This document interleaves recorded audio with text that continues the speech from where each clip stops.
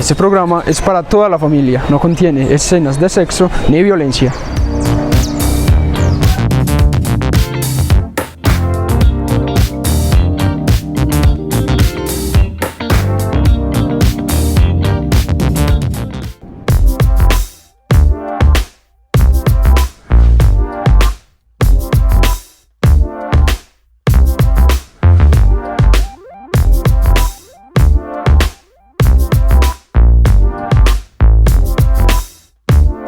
Buenas tardes, queridos televidentes, bienvenidos a otro programa Perlas Saludables que les traemos desde el canal OPA de Televisión en compañía con el Hospital San Antonio de Betania todos los viernes a las 6 de la tarde. Aquí les traemos siempre temas interesantes en salud. Últimamente hemos estado trabajando todo lo que es salud mental. Estamos en un ciclo de entornos protectores, de factores protectores en salud mental. Hemos hablado de los sentimientos, de las emociones, hemos hablado del estrés, hemos hablado de otras cositas pues en lo que respecta a intentos de suicidio. Todo eso lo hemos tenido en el programa, lo pueden ver en el canal de YouTube, también nos pueden seguir en las redes y ahí van a encontrar estos otros programas. Y hoy tenemos otra vez a Juan, que nos está acompañando en este ciclo de temas en salud mental. Juan es psicólogo, especialista, y hoy vamos a hablar de los trastornos alimenticios, ¿cierto? Vamos a hablar de ese tema tan importante, sobre todo para las familias que tienen adolescentes, que es donde esa problemática se ve tan marcada. Entonces, pues hombre, Juan, bienvenido de nuevo al programa. Muchas gracias por acompañarnos en este ciclo de programas de salud mental, en este hoy tan importante de trastornos alimenticios. Muchas gracias, Julián, por la invitación, por el espacio, y a todos los televidentes por estar en la casa sintonizándonos el día de hoy. Bueno, entremos entonces en materia. Trastornos alimenticios. La mayoría de las personas de pronto no ha escuchado esa palabra como trastornos de la alimentación, sino que hay dos nombres muy famosos que todo el mundo maneja y con el que estigmatizan a las personas, y es: usted tiene bulimia o usted tiene anorexia. Muy bien, entonces los trastornos de la conducta alimentaria son esos trastornos, yo diría emocionales, que se empiezan a ver reflejados en la alimentación. Entonces, como para hacer un ejercicio rápido, encontramos, o para nombrarlos por general, nombramos básicamente, normalmente los trastornos están la anorexia y la bulimia, normalmente las encontramos, que tienen que ver justamente con la forma en la que la persona se alimenta, la forma en que hay una alimentación allí. Pero entonces, muchas de esas emociones muchas de esas reacciones con la alimentación tienen un nicho inicial en la parte emocional, que es justamente como lo que vamos a leer el día de hoy. No sé, ¿recuerdas cuando de pronto eras niño?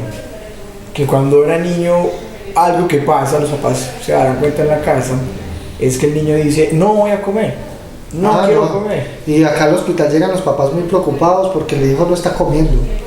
Entonces uno va empezando a ver que van a haber situaciones en las que el niño va a empezar a presentar, producto de una sensación emocional, un conflicto con la alimentación. Entonces no va a comer por eso.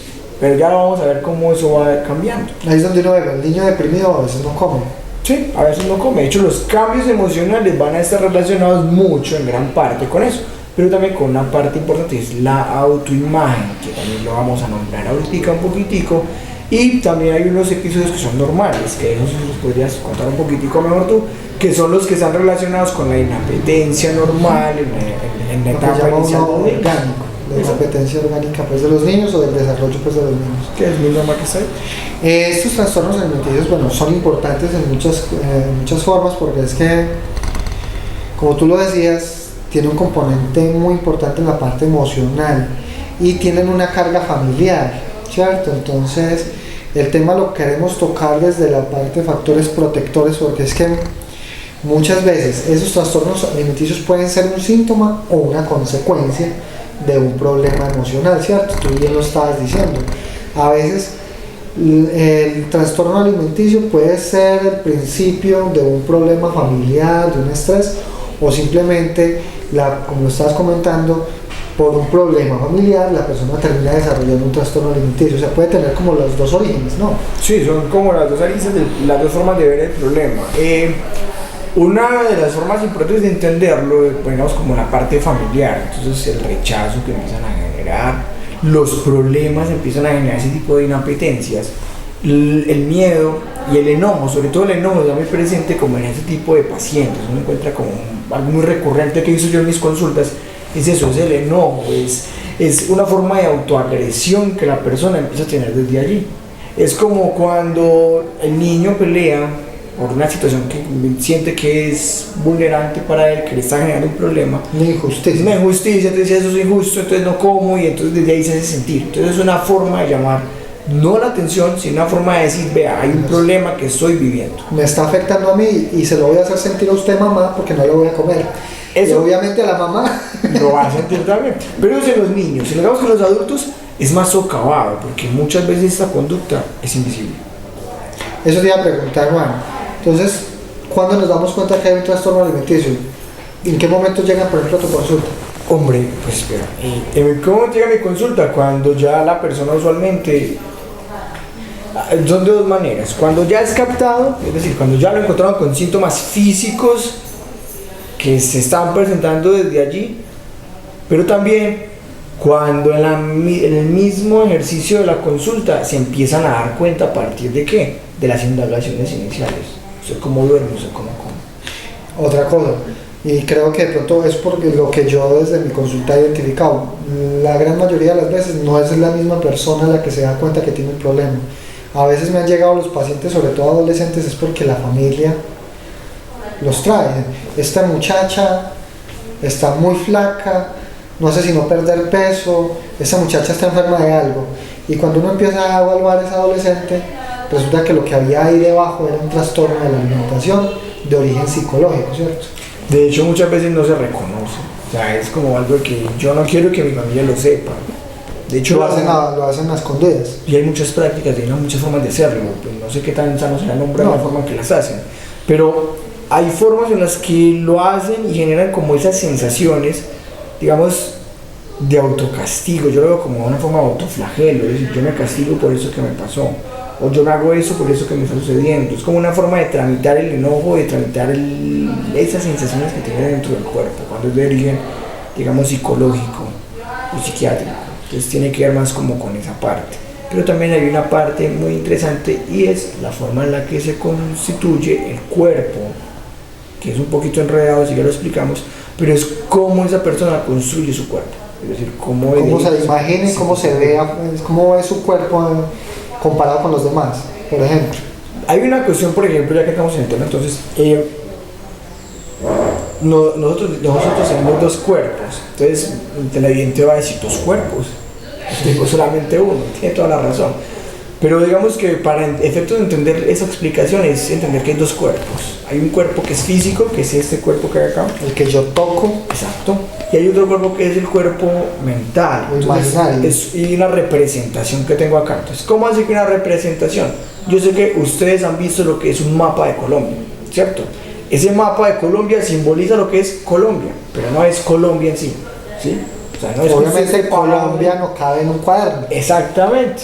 Entonces, es como yo me imagino que es Colombia su forma. Es como lo representan y me dicen cómo es. Entonces de ahí sé que Colombia es de esa forma, Colombia tiene eso, Colombia tiene lo otro. Pero no es Colombia, es una representación. Entonces, así es como yo cierro mis ojos y yo sé al cerrar mis ojos que tengo cabeza, cuello, manos, piernas, tronco, porque tengo esa imagen de mi cuerpo dentro de mi mente. Claro, y es que una forma de evaluarlo es esto.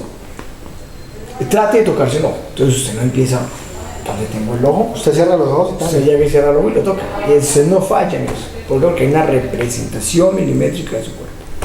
¿Qué empieza a pasar? Esas configuraciones de cuerpo, ese cuerpo que yo tengo acá, llamémoslo cuerpo mental para que no nos enredemos, ese cuerpo mental que yo tengo acá se empieza a configurar también a partir de lo emocional. ¿Sí? ¿Cómo quiero que sea mi cuerpo? ¿Cómo quiero que sea mi cuerpo? Entonces están los ideales del entorno, entonces lo que hace la televisión, los medios de publicación, de comunicación, las revistas, en fin, todo eso, cómo me vende un ideal de cuerpo, cómo yo construyo un cuerpo también, porque mi cuerpo también es construido a partir de las experiencias que yo estoy viviendo. Entonces, si yo fui víctima de alguna situación violenta, mi cuerpo va a cambiar. No solamente si tengo una marca física, también marcas emocionales que se empiezan a ver representadas a partir de qué, de cómo como, de cómo duermo, de cómo estoy, de qué ser soy, pero también ese cuerpo cómo empieza a cambiar, ¿sí? Es un cuerpo que empieza a dolerme, es un cuerpo que yo no quiero soportar, es una sensación que tengo acá, pero no es que mi cuerpo en sí tenga algo malo, mi cuerpo orgánico, mi cuerpo que tengo acá, sino esa representación de cuerpo que empieza a cambiar a partir de eso emocional. Entonces, ¿cómo empieza a cambiar? De una forma muy extraña, pues vamos para los televidentes para que lo entiendan. Muchas veces en los casos de bulimia, una persona se va a ver en un espejo y la forma que se va a ver es así. O sea, miren lo que estoy haciendo, mis codos están pegados a mi cuerpo, a mi tronco, pero mis manos están abiertas, es decir, en el espejo yo me veo más ancho de lo que en realidad soy.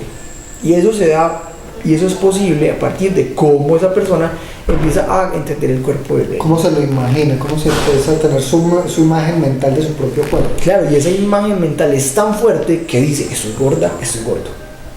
Estoy flaco, sí, o sea, eso empieza a generar las transiciones de la cosa. Tocaste un tema muy interesante y de hecho que hay cosas que me gustan mucho hablarlas y cuando las he conversado con amigos, el tema de la historia me apasiona mucho, ¿cierto? A mí me gusta leer sobre la historia universal y todas estas cosas. Y resulta que uno de los temas que se maneja en la lectura de la historia universal son los paradigmas de la imagen corporal, ¿cierto? Y resulta que a lo largo de la historia eso ha cambiado mucho. La imagen primigenia de las personas era muy diferente a como hoy en día nos vemos nosotros y nos queremos vestir y cómo nos queremos sentir físicamente, ¿cierto? Hace 2000 años era muy normal que las personas fueran gruesas, ¿cierto? Peludas, etc. Que se buscaba el ideal corporal de una mujer, era una mujer con unas caderas gigantescas, con unos senos muy prominentes, bajitas de estatura. Ese era como el ideal físico hace 2000 años, pues.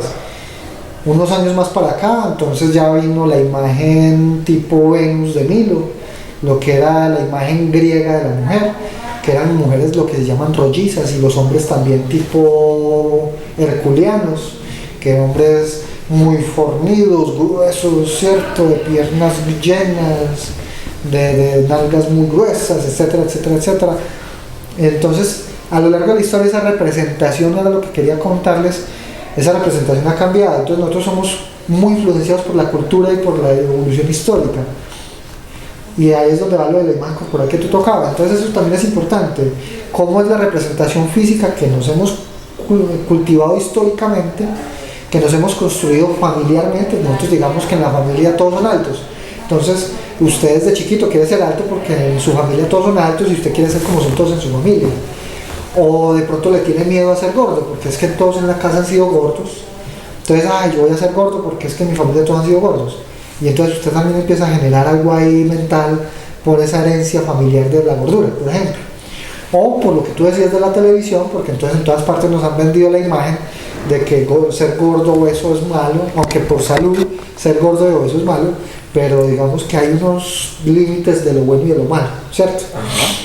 Entonces ese tema me parece muy interesante que lo hayas tocado, me gusta mucho porque es muy importante dentro de lo que vamos a hablar de la parte de hasta dónde es un trastorno, hasta dónde es sano comer o no comer, ¿cierto?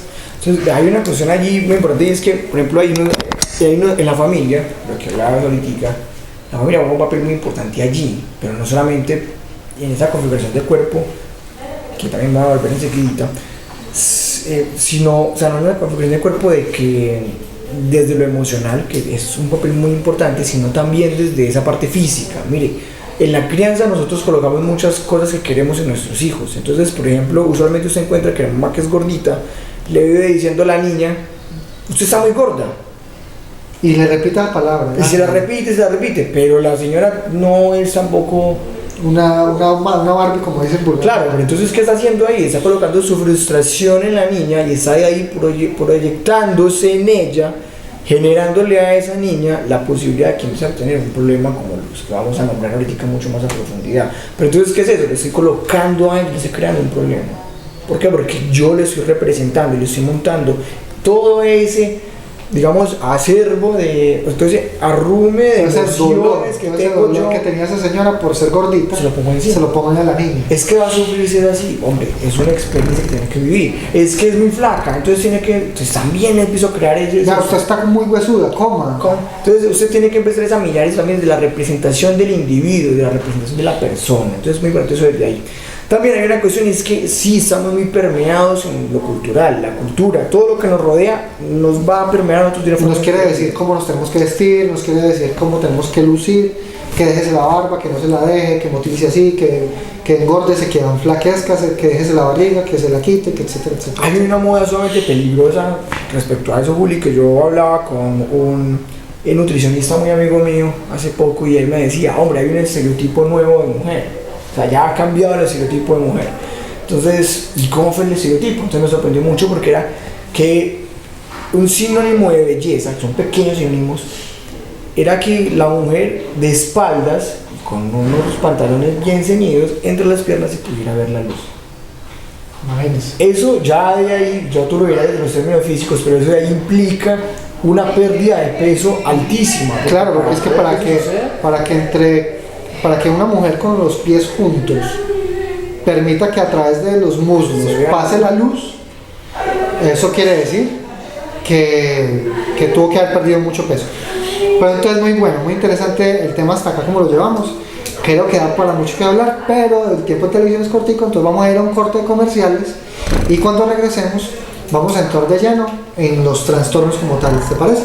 Claro que sí. Bueno, queridos televidentes, nos vemos al volver de comerciales.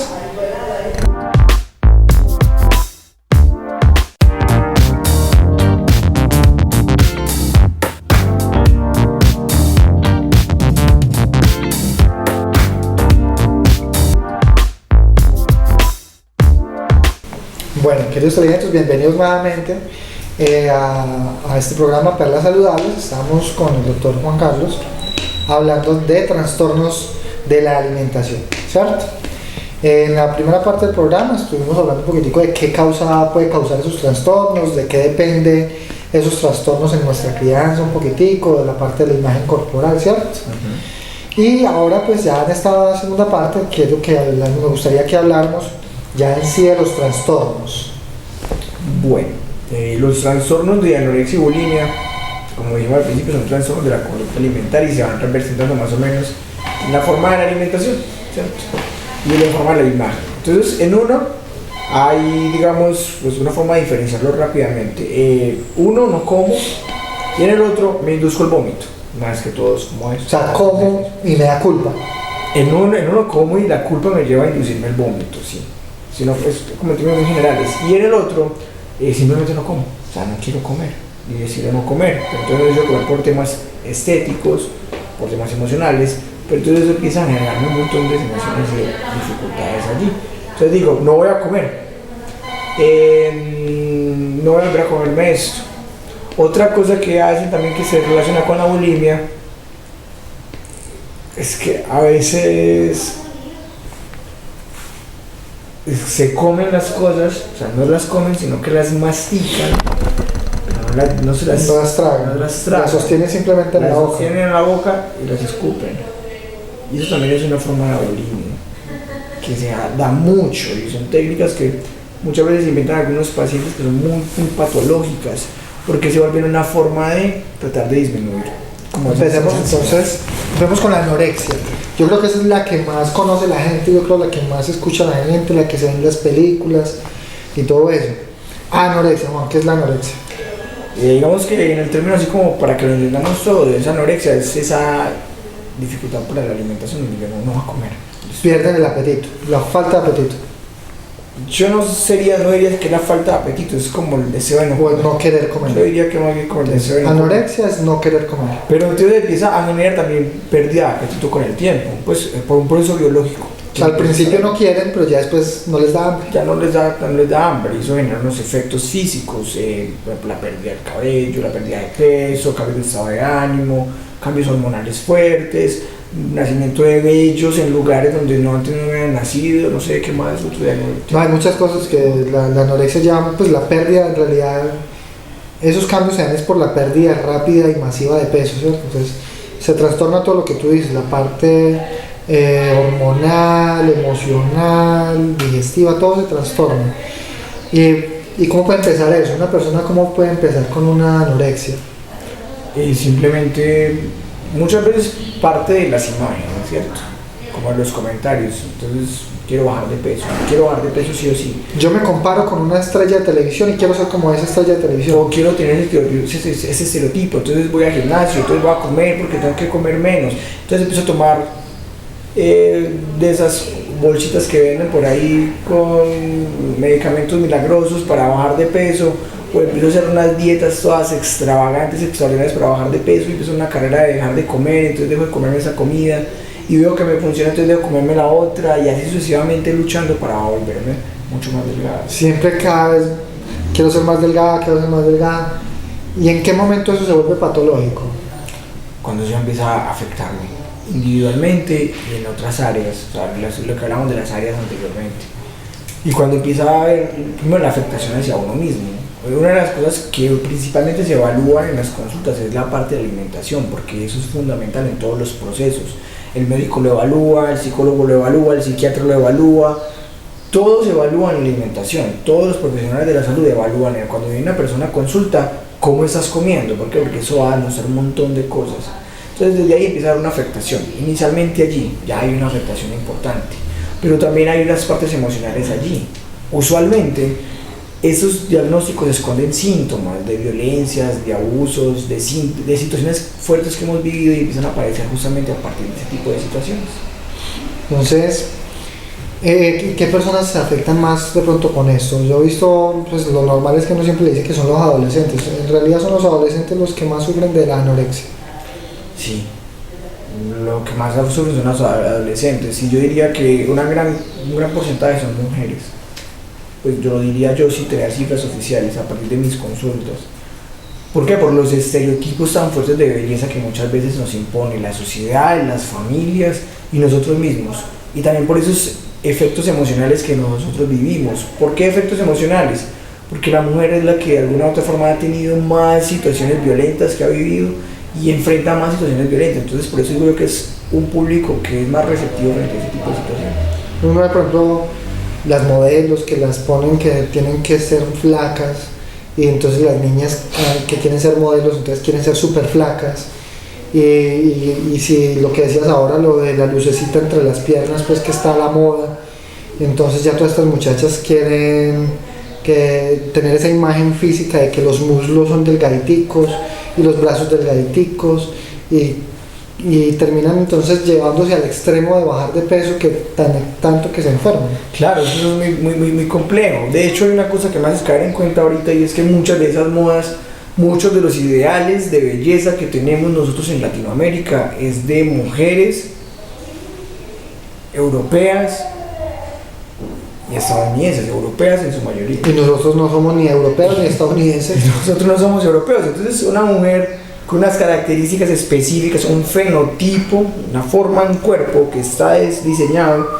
o que está específicamente adaptado para ese territorio, no va a poder tener los estándares de belleza que van a tener en Europa. Oye, y los latinoamericanos somos bajitos y gorditos. Los europeos son altos y flacos. Y eso es una y para ellos estar así es estar sanos. Exacto, entonces nosotros no podemos pretender ser chiquitos y flaquitos, eso es estar desnutridos. Claro, y nosotros llegar a ese tipo de digamos, de percepciones, imaginan los problemas justamente desde allí. Entonces, eso cultural también fue muy importante. Bueno, eso es de la anorexia. La bulimia. ¿Qué es la bulimia? Entonces, digamos que para que lo entendamos fácil, la bulimia es esa bulimia es una situación que se relaciona con la conducta alimentaria donde yo ya vomito. Entonces lo voy a explicar así. Usualmente las personas dejan de comer. Entonces, digamos que usted quiere bajar de peso por X y Y motivo. Entonces dejo de comer. Entonces ya no comí. Luego me dio hambre. Entonces yo me fui y me comí media nevera. Es un atracón. Un atracón de comida. Entonces me comí media nevera y me comí todo lo que... De repente. Y entonces yo ya siento un montón de culpa porque me comí todo eso y perdí el esfuerzo que hice, mire todo lo que hice. Entonces ya voy y vomito, y ahí es donde se empieza a volver a tipificar la bulimia, ¿cierto? Es porque yo devuelvo, sobre todo hay una cosa muy importante, es la culpa que empieza a haber ahí por comer. Entonces yo me siento culpable y a partir de esa culpabilidad que estoy experimentando, vuelve el ciclo nuevamente. Esta persona no pierde el apetito, en realidad siempre tiene su apetito normal. Y se castiga. Pero se castiga por comer. Ahí está la diferencia. Entonces, es una diferencia. El anoréxico no quiere comer, o sea, renuncia a comer y finalmente pierde el apetito. Sí, por todo el proceso biológico, el estómago se vuelve más pequeño. Y el estómago se vuelve chiquito y ellos dejan de comer. El bulímico nunca pierde el apetito, pero quiere perder peso, entonces le da culpa por comer. De hecho, tiene cambios a veces de peso. Entonces, ¿cómo así? de flaco, se engorda, se enflaquece, se pues, engorda. a veces, pero a veces la misma bulimia nos lleva a que vaya bajando de peso y nos vaya generando un montón de problemas. Problemas en donde gástricos, todo desde la flora intestinal se destruye en ambos casos, es muy complejo. Los mismos síntomas en la pérdida de peso como la ganancia empiezan a estar allí presentes y sobre todo hay un componente emocional, como les decía al principio, muy fuerte presente en ambos. Eso es el día a día. Hay un trastorno muy importante también de la imagen corporal, tú lo decías ahorita, esas personas se miran al espejo y se ven gigantes y pueden estar en los huesos parados enfrente del espejo, pero se ven gordos, ¿cierto? Exacto.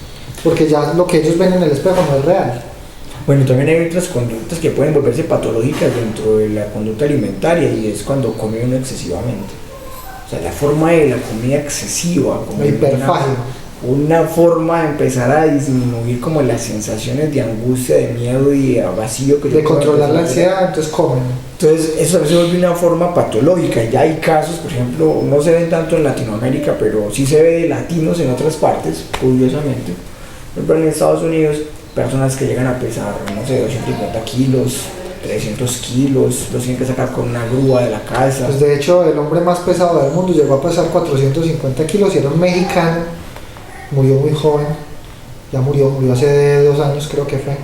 450 kilos llegó a pesar ese joven, era un muchacho de 34 años y pesó 450 kilos, se hizo muy famoso. Lo trataron de salvar, lo operaron, le ayudaron a bajar peso, bajó como 150 kilos, pero igual se murió. Porque resulta que, y es muy importante que me hayas tocado el tema, los trastornos de la alimentación, aparte de que nos afectan en lo estético, en la parte visual, o sea, usted se va a ver feo, se va a ver flaco, acabado, O se va a ver muy obeso y enfermo, ¿cierto? Tiene una dificultad muy grande. Y es que también es un problema de la salud, ¿cierto? Entonces, esa era otra pregunta que te iba a hacer y que me la adelantaste con el cuento de las personas mexicanas o latinoamericanas en Estados Unidos que se vuelven súper obesos. Y es que estos trastornos de la alimentación pueden ser mortales. Hemos tenido jóvenes que se han muerto por eso. Les quiero contar, ¿qué pasa? Al ustedes comer mal, pasa lo del estómago, se altera la flora intestinal, se altera el tamaño del estómago, se altera el funcionamiento de los ácidos digestivos y pueden pasar muchas cosas. Resulta que cuando una persona no come, el cuerpo lo primero que hace para tratar de sobrevivir es empezarse a comer a sí mismo. Lo primero que come su cuerpo son sus grasas. Entonces la grasita que hay debajo de la piel se empieza a acabar, entonces la piel se va poniendo malsana. Cuando ya esa grasita se acaba, el cuerpo empieza a comerse los músculos. Entonces se empieza a producir una cosa que se llama rhabdomiolisis. Entonces se empieza a comer los músculos y eso empieza a enfermar los riñones. Cuando ya la persona, a pesar de eso, sigue sin comer, al cuerpo no le queda otra cosa que empezarse a comer las vísceras. Cuando ya acabó con la grasa, con los músculos, siguen las vísceras. Entonces empieza a comer el hígado y se empieza a comer el corazón. Cuando eso sucede, el corazón se debilita, se pone delgaditico y a esa persona le puede dar un paro cardíaco o le puede dar una falla hepática y terminan con muertes muy horribles, hacen infartos muy horribles o hacen hemorragias digestivas muy horribles, se desangran por dentro. Entonces es una muerte muy horrible, o sea, hay que tener mucho cuidado con eso.